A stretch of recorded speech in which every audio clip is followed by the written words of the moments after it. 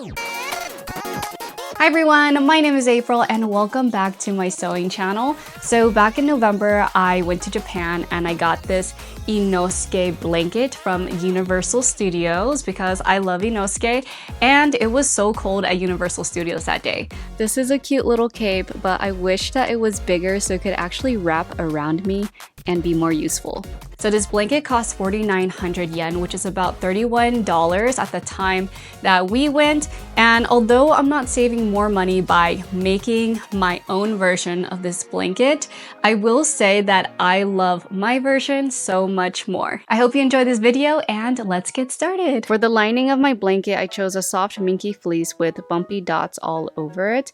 And I think I got about 2 yards of it, which was enough to wrap around my whole body and to cut out the lining for the hood. Next, for the outside of the blanket, I got about a yard of this brown Sherpa fabric, and I got a yard of this soft blue fabric too.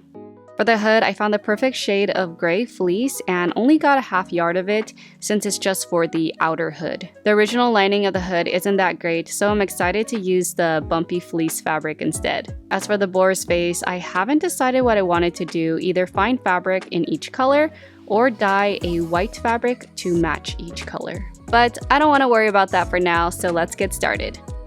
First, I'm trying to figure out how big I want the blue section on the outside of the blanket to be, because on the original blanket, it takes up a very small amount at the bottom. Since my blanket is going to be bigger, I kind of want mine to be about 50-50, brown and blue. Now that I have an idea of how big I want to make each section, I cut the brown fabric out first, and I cut it out in a curved shape.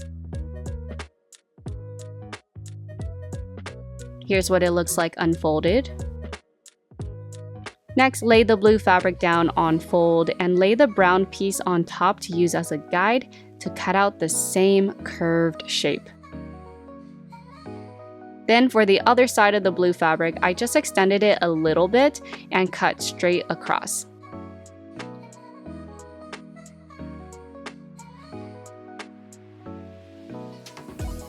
Now the blue and brown pieces can be pinned and sewn together along the curve.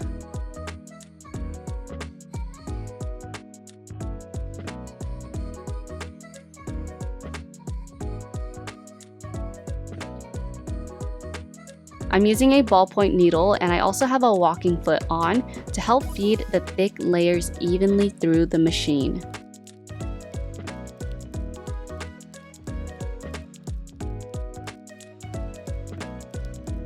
It's looking so good already. Honestly, you can stop here for a simple color blocked blanket if you want to, but I'm moving on to the hood. I traced out the original hood onto paper and made sure to trace the ears out separately.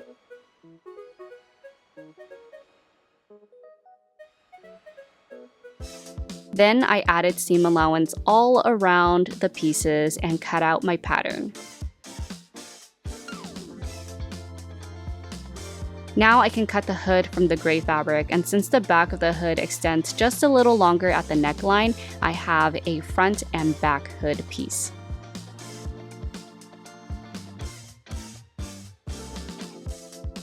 For the boar's face, I decided to just buy small amounts of fabric in similar colors that match the original blanket. Some of it is flannel, some of it is craft fleece. I honestly just chose based on the colors, not for the material. I traced all the facial features onto paper and cut them out without adding seam allowance. And then I traced all the pieces onto fabric. After tracing them out, I cut around each of the outline and left some seam allowance around it, but it doesn't have to be perfect. I just cut it really messily. And now it's time to applique them onto the hood.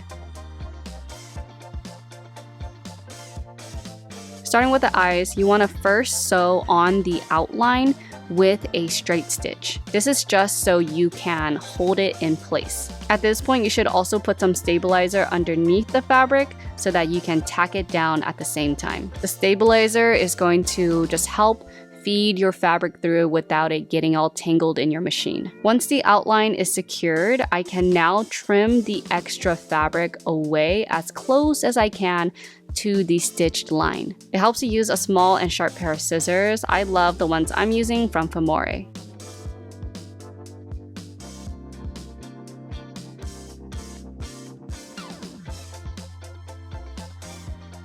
It's hard to see here, but this is when I remember to place the stabilizer behind the stitch area before I start embroidering. So to applique all your pieces on, after straight stitching and trimming away the extra fabric, the next step is to sew a tight zigzag stitch over the edge of the applique just to enclose that raw edge and the stitch line you did. I recommend sewing sample stitches on a scrap fabric first to determine your stitch length and width. I lowered my zigzag stitch all the way down to the second to last number, and I also made the width of my zigzag stitch a little more narrow as well.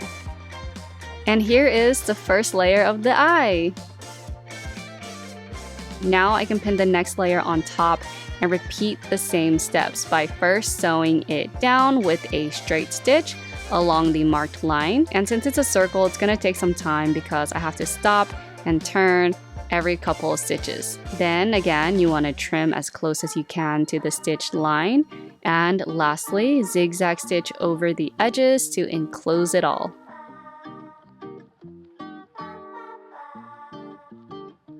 By the next piece, I got the hang of the process more and actually have a good footage of placing the stabilizer behind the fabric before sewing. You just want to cut a piece of stabilizer about the size of the area that you're going to be sewing down, and then pin all the layers together so it stays in place. This is what the stabilizer looks like in the back once it's sewn down, and I can trim the extra stabilizer away, or if you have tear away stabilizer, you can tear it away as well. Here's where I messed up. So after trimming the nose, I should have sewed the white tusks down next so that it can be layered underneath of the nose, but I went ahead and completely zigzagged around the nose first. Next, I sewed on the nostrils. The super pointy corners are going to be the most challenging to zigzag around and make it look clean, so just take your time and practice on scraps if needed. Trust me, mine do not look perfect.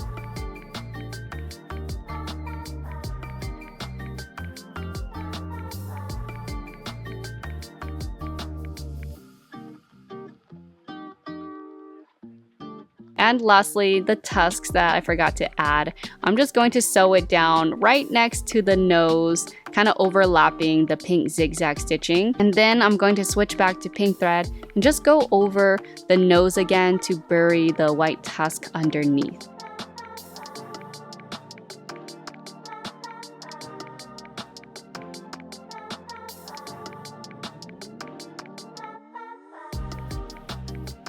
You can totally tell I went back and sewed the nose, but since the thread is the same color, it's not a big deal to me.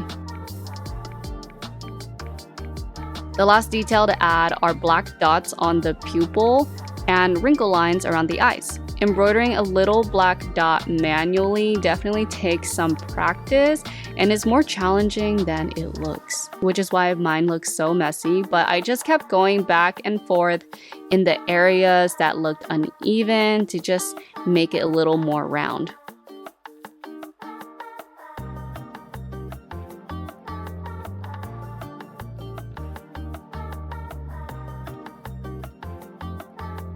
For the wrinkles, I marked the placement and then just embroidered over it.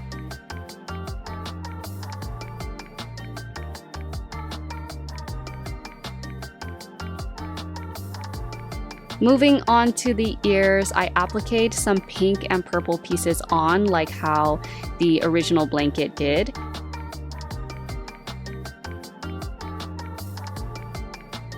And then I went ahead and sewed the ear pieces together.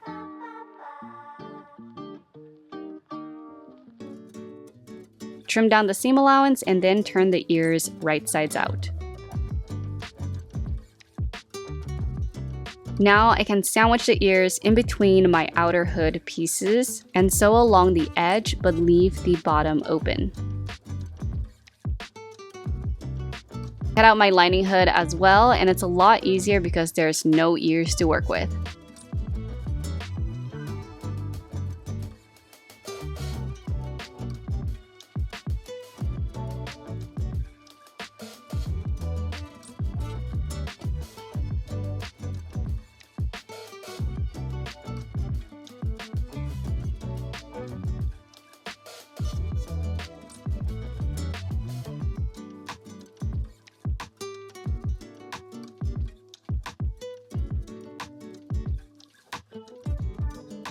After sewing, I clipped in between the area at the side. I don't know what this is called. Let me know down in the comments.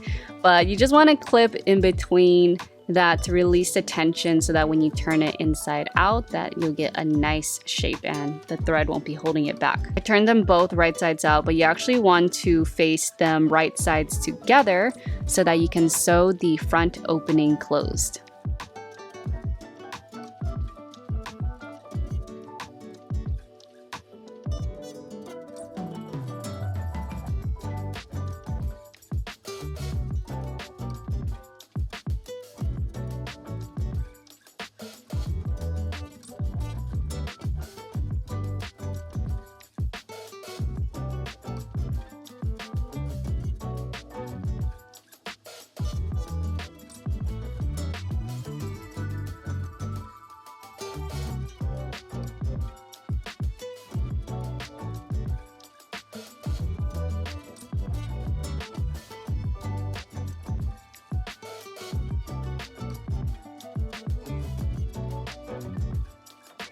Turn the hood right sides out through the back opening and then top stitch the front edge of the hood.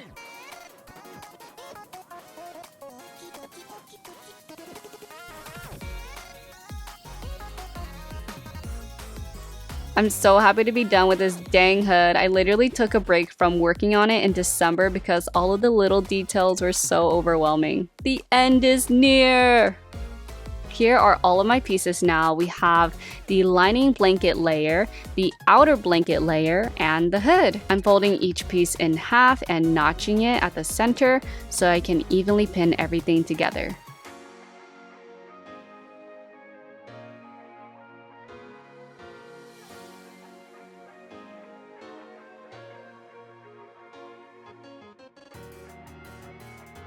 Then sandwich the hood in between the two blankets and pin all the layers together along the edge. I'm gonna need to invest in giant clips if I'm gonna make more blankets in the future because these little pins and clips are not cutting it. You can see that my lining layer is a little longer, which is not a problem. I'm just gonna follow the shorter layer for sewing. To sew the entire blanket, I just started from the bottom and sewed all the way around. But make sure to leave an opening so that you can turn the blanket inside out afterwards.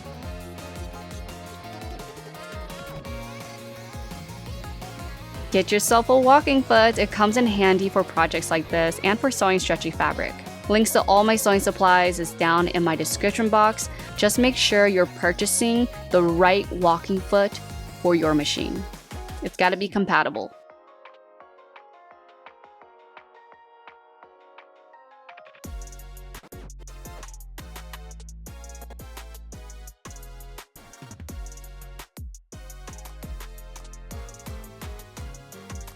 I want to jump for joy, but we're not done yet. Close the opening by tucking in the raw edges and edge stitching it closed. Then top stitch around the entire blanket for a clean look.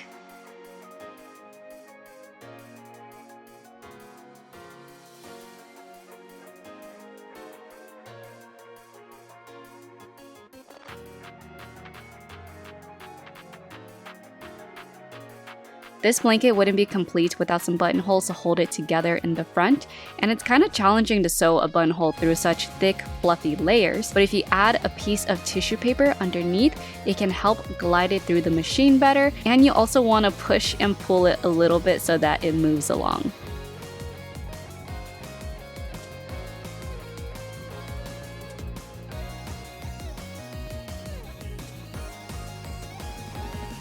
Lastly, hand sew the buttons on.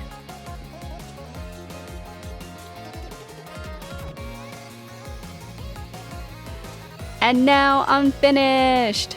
Here's a comparison of the two blankets. The bigger version is so much better. I'm so ready to walk around the house every day with this blanket on for the next couple months. And look at how the front buttons together so much better than the original on me. That is the perk of sewing and customizing your own stuff. I only noticed right now while editing this video that I actually sewed the ears backwards. The purple is supposed to be on the outside, but I sewed it on the inside. I'm so proud of how my blanket turned out, and also so proud of myself for actually finishing it after taking a break from it in December. I hope you enjoyed this video and that it inspires you to make your own hooded character blanket, and I'll see you next time.